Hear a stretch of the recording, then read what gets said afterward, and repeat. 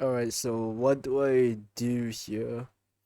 Okay, she disappeared. Oh shit, she did, she did not disappear. Gaming with Tomomi is a Roblox horror game which is surprisingly popular on YouTube but not that popular on Roblox itself, like its player count. But it's shown up in my recommended one too many times, so I'm going to talk about it. The game is by the same creator who made Amelia's Cafe, which you've probably heard of because it was really popular at the time. But none of that is important because gaming with Tomomi is absolutely atrocious, and before I can explain why, I need to show you how the game works first. The game starts off by spawning us in what I assume to be our room. We are then told that we have to stream tonight so that we can make money to, not get evicted.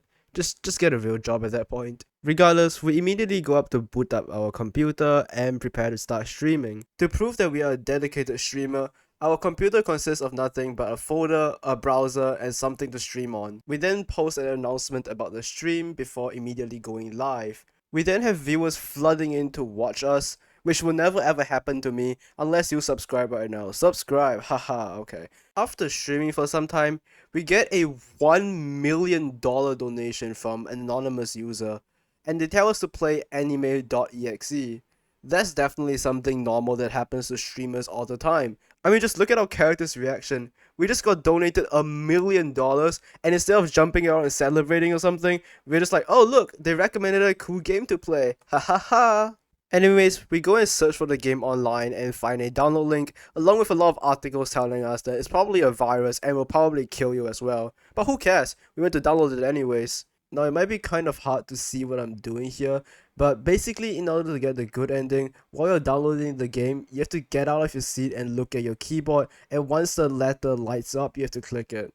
The lit up letters will spell QAI on your keyboard, and in order to get the good ending, you have to search for this in your web browser. This will pull up a lot of articles explaining the lore of the game, but basically this QAI company just making like anime goes real, which I hope happens in real life, but in this case it's horror, so maybe not, I don't know. Alright, back to the gameplay. You go back to your desktop and open your folder to find anime.exe in it. Upon entering the game, you're greeted by this angry anime girl who keeps berating you and puts you down and calls you useless and whatnot. Just normal anime girl stuff. Even though I'm Asian, I've personally never watched anime before, but I assume this is what anime is all about, isn't it? After agreeing to help her do some stuff, you play two different mini games. The first one's a cooking game where you have to wait until the meat is like well done and you have to click them. And the second one is like a cleaning game where you have to either dust, I guess. You have to dust, or you have to like spray germs or something. I can't really tell what those things are. If you get enough points in each minigame, she'll not be that angry anymore. Oh wait, psych, she's still angry and tells us to go die. Um, Average Twitter interaction, I guess. If you can't win an argument with someone, just ask them to go kill themselves. That was a joke. Please don't ask anybody to kill themselves, and please don't kill yourself. Thank you. Our main character then feels like somebody's watching him from outside his apartment, so he goes to check. Luckily for him, there's nobody watching him outside of his apartment, so he decides to go and get himself some coffee. So we go back, open the door, and oh, what the hell is that? We heroically sprint into the bathrooms and lock ourselves in because we are too scared. After some really loud screeching, we decided it's safe to leave now. While exploring the house, you can come across a room that is locked. It will magically be unlocked later, but we'll get to that later. We then proceed to peep through the keyhole of a doorknob, and if I'm being honest, I've never seen a doorknob like that in my life. I guess Tomomi is just as surprised because she stares right at us and we have to run and hide. We have 15 seconds to do so, and the only logical place to hide is the closet. After she finishes searching around the house, we can finally come out of the closet. Not in that way. After coming out of the closet loud and proud, our character is scared and wants to leave. What a coward, am I right? Unfortunately for our character, in order to get the good ending, instead of actually running away, we have to enter the room which was previously locked off and find a disc inside there. We can then insert the disc into the TV, which will ask us for a password. The password for this is anime. I am born in the wrong generation for this, but to my knowledge, you don't use passwords on CDs. But then again, I might be wrong, I don't know too much about this. Regardless, we then get to watch this cutscene, which basically explains what this whole anime.exe thing is, and also tells you that by inserting this disc into the TV, it's now magically transmitting light rays throughout your entire house, and you're now protected from Tomomi. That doesn't make any sense whatsoever, but who cares, right? I'm safe now, and oh, what the fuck is that? Yeah, she'll just kind of like glitch around and die, I guess. But then, there we go, we beat the game, haha. No, we didn't. There are 12 endings in this game. And disclaimer, only about like one of them is actually fun. Now, after seeing how to get the good ending just now, you might be wondering, wait, how could there be 12 different endings? Like, there weren't even that many different routes to go. Well, that's the thing. There really aren't. Alright, let me give you some examples of some of the endings you can get in this game. You see this doll over here? If you click it at the start of the game, nothing really happens. But if you go through the entire process of starting the live stream, getting recommended anime.exe, downloading it, and playing through the entire game without failing, and then go back to click the doll, it jump scares you, and you die, and you get an ending. What kind of bullshit is that? There's another ending in this game, which in order to get it, you have to download anime.exe and do nothing for 2 minutes. There's not even any indication throughout the entire game that you're supposed to do this, so I don't know how the first person who figured this out. Oh, and if you're curious about what happens after you fall asleep, you magically are transported to another dimension and you get jumpscared and die. End of game, yep. And I'm not just purposefully picking a bad example and like all the other endings are really good. Every single ending in the game either requires you to just fail at a task or just do something completely random. Now, I know this is like far from the first game to have a gazillion endings, but this game puts literally no thought or effort into its endings at all.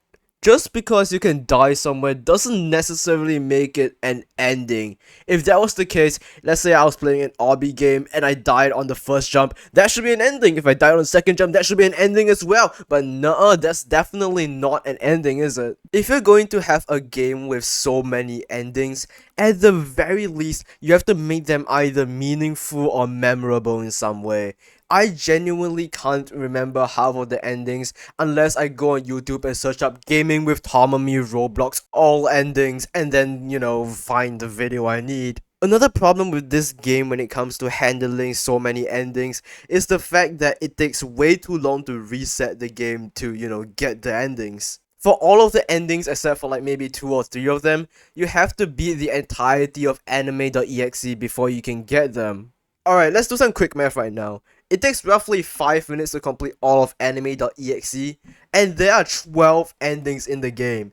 5 times 12 is 60, which means that it'll take a full hour of basically cutscenes to get all the endings. And now I know I said just now that, oh, 2 or 3 endings don't require you to beat all of it, but it still requires you to beat most of anime.exe in order to get those endings too. So like, I'll just round it off, you know. And I want to emphasize that literally at least 4 minutes of the 5 minutes is just watching cutscenes. You can't like do it faster. You can't directly search for the game to play it faster. You can't beat the game faster. You can't do anything faster basically. You have to wait the entire 5 minutes every single time. Okay, the last thing I have to complain about regarding like it being really draggy is the endings. Again, no, it's a different ending now. It's that when you get an ending, there's like a little story that happens afterwards, you know, to like show the ending. But it is so slow. Again, it's more unskippable cutscenes with like the smallest amount of text. So you really don't need all the time it gives you to read it. You just have to sit there patiently waiting for the slides to move. It's a very minor thing compared to everything else, but it's still really annoying, especially if you're just here for the badges, because they only give you the badges if you watch the entire cutscene. Like the ending cutscene you're seeing on the screen right now, it has been sped up 4 times. 4 times, look, I can tell my entire life story while this is happening. I was born, I grew up, I started a YouTube channel, this is not going really well. Okay, finally, are we done? Okay, I got my badge. Alright, we're done. And again, imagine that 12 times. I'm gonna be very honest, the ending cutscenes either don't make sense or just like... Actually, no, they just don't make sense. I was gonna say that they're kind of like boring or dull, but if they added to the narrative, it wouldn't be boring or dull, but it just doesn't. It's just its own standalone, very specific case. Which nicely brings me into my next point, which is the so-called lore of the game. Now, the first thing about the lore is how badly presented it is. Literally all of the lore just requires you to read paragraphs of text. I feel like I'm reading a Wikipedia article instead of playing a game. The craziest part about that is that lore-wise it's also not that far off, considering you're just reading like articles posted online. That aside, if you somehow manage to power through and read all the articles, it still doesn't make any sense. Okay, look, I know it's just a fictional game, so it doesn't have to make, like, scientific sense, but you can't just say, oh, this company is making, like, anime girls in real life, and now they accidentally made one that has a virus, and that virus can somehow come through the screen and kill you, and but don't worry, we can send laser beams to your house to stop it.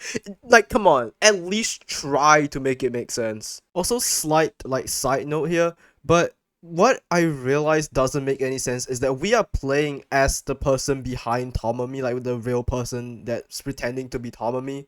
So why is the one that's like killing us not the girl from the game, but us? It doesn't make sense. So if I downloaded this game and I don't have a VTuber avatar, am I safe? Like, what comes to kill me now? This profile picture? I don't think so, right? Alright, my last problem with this game is something that I kind of touched on earlier, which is the gameplay being really boring. And I know I say this for like a lot of games, but this one really is a whole nother level of boring. The only parts with actual gameplay, like parts that require you to be present at your computer screen, are the mini games, which is like the cooking mini game and the cleaning mini game. This one part where you have to hide from TOMOMI, which is like 1 second long, and this other part where you also have to hide from TOMOMI, which is literally 15 seconds long. The rest of the game barely requires you to be at your computer. While I was recording the footage to show you like some of the endings, I was watching YouTube midway through some of the sections. Now that's basically everything I have to say about this game. It's not like a complete disaster, but I won't consider it a good game. Unlike my previous rants about Peter and Nightlight, this game, like, when I played it, I didn't enjoy it. I wasn't having fun, and the only time, like, I got scared was because of how loud the jump scares are. Quick warning, by the way, if you play this game, lower your volume. It is not worth it. Alright, that's actually it for this video now. Thank you for watching. Please subscribe, please like, and by the way, thank you for all of the like subscribers and stuff in the last 2 weeks. I didn't even upload in the last 2 weeks, but I guess my channel is finally blowing up now. Yeah. I'll see you next time, I guess. Goodbye.